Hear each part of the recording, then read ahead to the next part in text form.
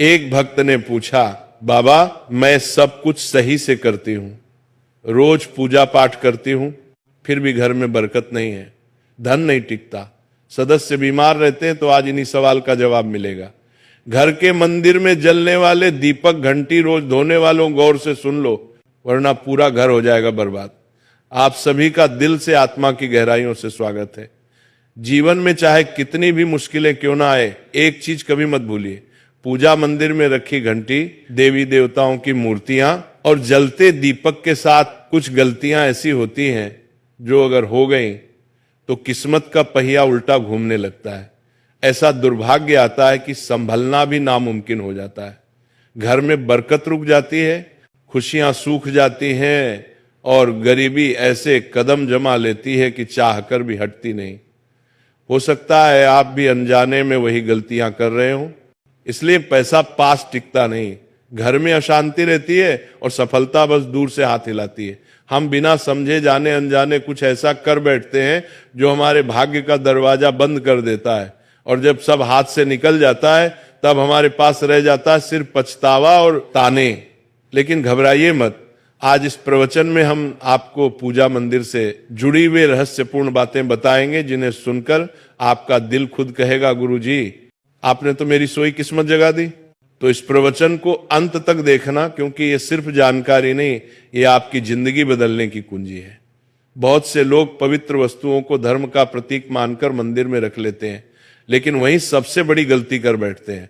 आज हम आपको विस्तार से बताएंगे पूजा मंदिर में कौन सी चीजें रखना शुभ है और कौन सी अशुभ, दीपक कितने बजे जलाना चाहिए और जलाते समय कौन सा मंत्र बोलना चाहिए, घंटी कब बजानी है, सुबह या शाम, और कितनी बार, शंख कब और कैसे बजाना चाहिए, और बजाते समय किस मंत्र का जाप करना चाहिए, दीपक रोज धोना चाहिए या नहीं, मंदिर में कितनी मूर्तियां रखनी चाहिए और क्यों। ये 7-8 बातें छोटी लग सकती हैं, लेकिन इनका असर आपकी किस्मत पर सीधा पड़ता है।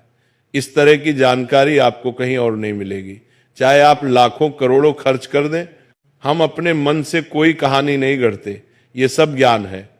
ज्योतिष शास्त्र, धर्मशास्त्र और ऋषि मुनियों की वाणी से लिया हुआ, जिसे हम आपके लिए आसान भाषा में लेकर आते हैं। और हाँ, एक भक्त ने हमसे पूछा था, गुरुजी मैं रोज पूजा करता हूं लेकिन फल क्यों नहीं मिलता, उल्टा नुकसान ही हो जाता है।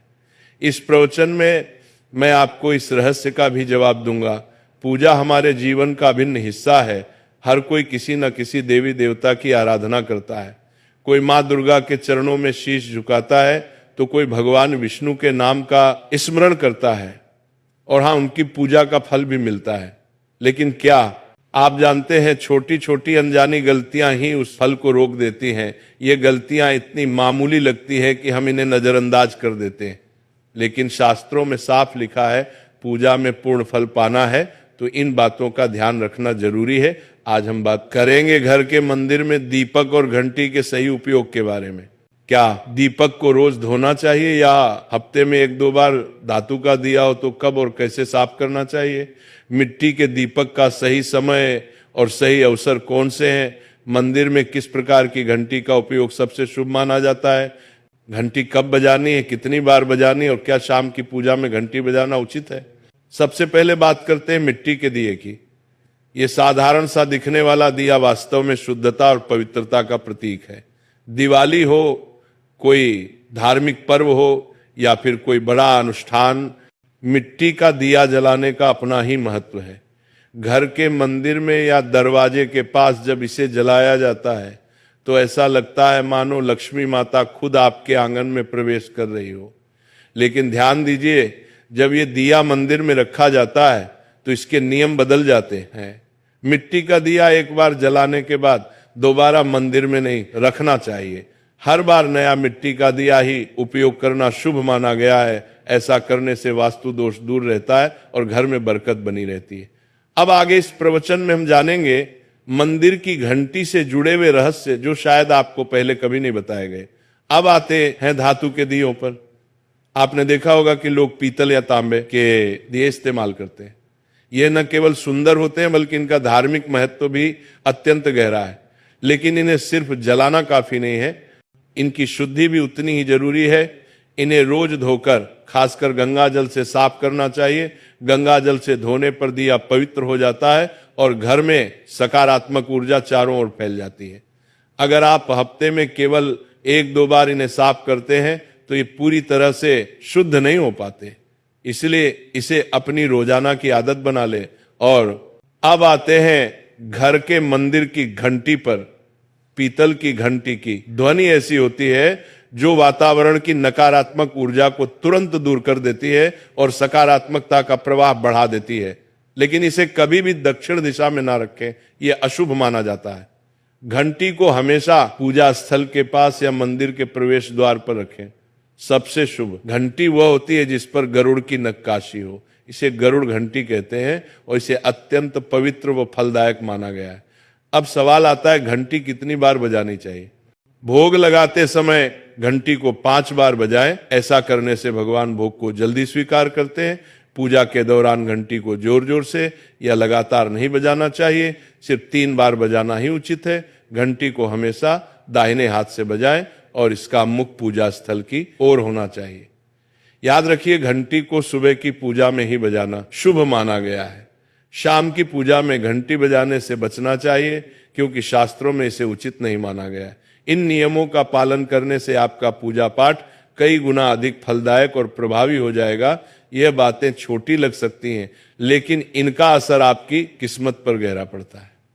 एक और बहुत ही महत्वपूर्ण बात जो अक्सर लोग नजरअंदाज कर देते हैं, जब भी आप किसी मंदिर जाएं, खासकर घर के बाहर वाले मंदिर में, तो मंदिर में प्रवेश करते समय ही घंटी बजे, मंदिर से बाहर निकलते समय घंटी बजाने की कोई आवश्यकता नहीं होती।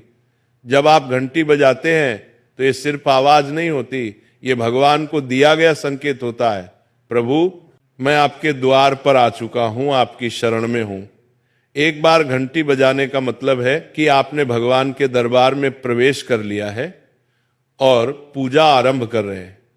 2 बार घंटी बजाने का अर्थ है कि आप अपनी प्रार्थना, अपने मन की बात सीधे भगवान के समक्ष रख रहे हैं। अब हम आपको कुछ ऐसी बातें बताने जा रहे हैं जिन्हें शायद आपको कोई ना बताए, इसलिए इन बातों को ध्यान से सुनिए क्योंकि ये आपके पूजा पाठ को और भी अधिक फलदायी बना सकती है। अब आइए जानते हैं पूजा मंदिर के कुछ आवश्यक नियम। पूजा करते समय आपका मुख हमेशा पूर्व दिशा की ओर होना चाहिए। यह दिशा सबसे शुभ मानी जाती है क्योंकि यहां से सूरज की पहली किरण आती है जो सकारात्मक ऊर्जा से भरी होती है।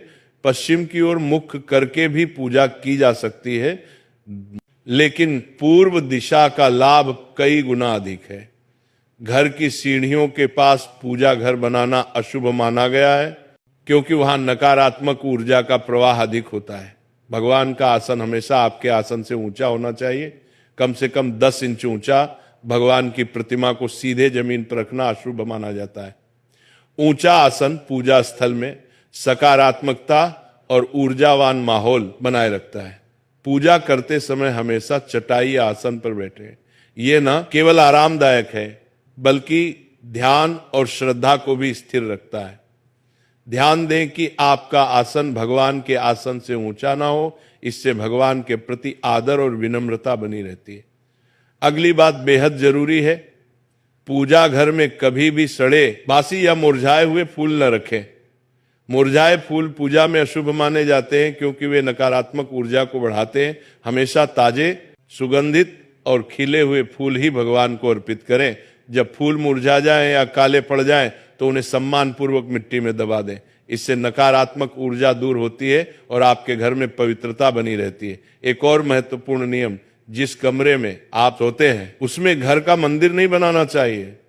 यदि परिस्थिति के कारण आपको अपने सोने के कमरे में ही मंदिर रखना पड़े तो रात को मंदिर को ढक दें या उस पर पर्दा डाल दें। इससे रात के समय मंदिर से निकलने वाली ऊर्जा आपके विश्राम को प्रभावित नहीं करेगी। ऐसा करने से घर में शांति और आपकी पूजा में एकाग्रता बनी रहती है। अब एक और विशेष बात, कभी भी काले कपड़े पहनकर पूजा न करें। सनातन परंपरा में माना जाता है कि काले वस्त्र मन में भारीपन और नकारात्मक भाव लाते हैं जो पूजा की ऊर्जा को कमजोर कर देते हैं। हमेशा शुभ और हल्के रंग के वस्त्र पहने ताकि मन में शांति, पवित्रता और सकारात्मकता बनी रहे। चलिए अब जानते हैं घर के पूजा मंदिर में किन चीजों को नहीं रखना चाहिए। किसी भी देवी देवता की एक ही तस्वीर या मूर्ति रखें। एक से अधिक तस्वीरें ऊर्जा का संतुलन बिगाड़ सकती हैं और पूजा का प्रभाव कम कर सकती हैं। एक ही रूप को स्थान दें ताकि भगवान की ऊर्जा पूरे मन से आपके जीवन में प्रवाहित हो। घर में शिवलिंग रखना अत्यंत पवित्र माना जाता है, लेकिन इसे सही दिशा में रखें। हमेशा उत्तर या पूर्व दिशा में रखें और स्वच्छ स्थान पर ही स्थापना करें। इसे शोरगुल या गंदे स्थान पर कभी ना रखें। भगवान की टूटी हुई मूर्तियां या फटी तस्वीरें पूजा स्थान से तुरंत हटा दें। टूटी मूर्ति पवित्रता को कम करती है और सकारात्मक ऊर्जा के प्रवाह में बाधा डालती है। इसे शास्त्र सम्मत तरीके से त्याग दें। शंख भगवान की कृपा का प्रतीक है। गोमती चक्र से घर में समृद्धि आती है और जल से वातावरण शुद्ध होता है। जल को रोज बदलें और इन पवित्र वस्तुओं को हमेशा साफ रखें। रोज पूजा स्थल की सफाई करें। गंदगी से नकारात्मक ऊर्जा आती है और ध्यान भंग होता है। स्थान को सुंदर, सुव्यवस्थित और सुगंधित रखें ताकि मन सहज रूप से भगवान में लग सके।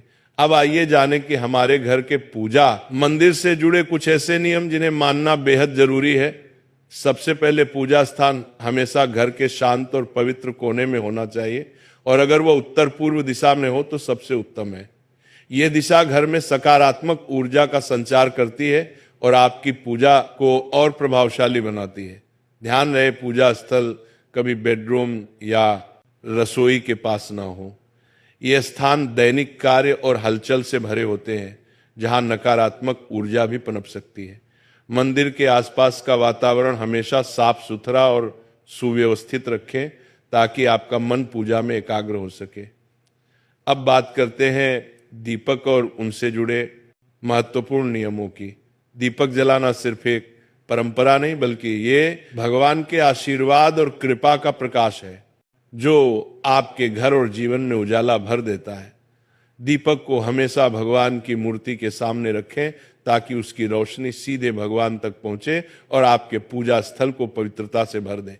याद रहे, टूटा हुआ दीपक कभी न जलाएं और पूजा के समय एक साथ 2 दीपक खासकर तेल और घी के भी ना जलाएं, क्योंकि दोनों की ऊर्जा अलग होती है और गलत तरीके से जलाने से पूजा की शक्ति कम हो सकती है। वास्तु के अनुसार घी का दीपक बाईं ओर और तेल का दीपक दाईं ओर रखना शुभ होता है, लेकिन ध्यान रहे दीपक कभी भी पश्चिम दिशा में ना रखें। दीपक के लिए उत्तर या पूर्व दिशा सबसे अच्छी मानी जाती है। साथ ही बत्ती का मुंह भी हमेशा इन दिशाओं की ओर होना चाहिए ताकि सकारात्मक ऊर्जा का प्रवाह और अधिक बढ़ सके। घी के दीपक में रुई की बत्ती और तेल के दीपक में लाल मौली की बत्ती का प्रयोग करें। रुई की बत्ती से प्रकाश स्थिर और शुद्ध होता है, जबकि लाल मौली वाले बत्ती से वातावरण में शुभ ऊर्जा का संचार होता है। नवरात्रि या विशेष अवसरों पर माँ दुर्गा और माँ लक्ष्मी के सामने गोल बत्ती का दीपक ना जलाए, क्योंकि इसे अशुभ माना जाता है। और एक नियम याद रखें, घी का दीपक जलाने के तुरंत बाद तेल का दीपक ना जलाएं। इनके बीच थोड़ा अंतर रखें ताकि वातावरण में संतुलन और पवित्रता बनी रहे। इन छोटे छोटे नियमों का पालन न सिर्फ आपके घर में शांति और समृद्धि बनाए रखेगा, बल्कि आपकी पूजा को भी अधिक फलदायी बना देगा। अब 6वीं बात ध्यान से सुनिए। दीपक हमेशा उसी समय जलाना चाहिए जब भगवान जाग रहे हों। जैसे सुबह के शांत और पवित्र समय में जब पहली किरणें धरती को छूती हैं, उस समय पूजा करते हुए दीपक जलाएं। फिर शाम को आरती के समय जब दिन की थकान ढल रही हो और वातावरण शांत हो रहा हो, उस समय का दीपक वातावरण को और भी पवित्र कर देता है। ये दोनों समय सिर्फ पूजा के लिए ही नहीं, बल्कि ध्यान और आत्मिक ऊर्जा को महसूस करने के लिए भी सर्वश्रेष्ठ होते हैं। इन पलों में दीपक जलाने से घर में सकारात्मक ऊर्जा का प्रवाह बढ़ता है और आपका मन भी निर्मल होता है। 7वीं बात, दीपक जलाना केवल धार्मिक नियम नहीं है, वास्तुशास्त्र और ज्योतिष शास्त्र में भी इसका गहरा महत्व बताया गया है। दीपक जलाने से न केवल घर में सकारात्मक ऊर्जा का संचार होता है, बल्कि हमारे जीवन के 7 चक्रों को संतुलित करता है। यह नकारात्मकता को दूर करके वातावरण को शुद्ध करता है और आपके मन को शांति प्रदान करता है। दीपक की हल्की स्थिर लौ मानो भगवान का आशीर्वाद आपके जीवन को रोशन कर रही हो।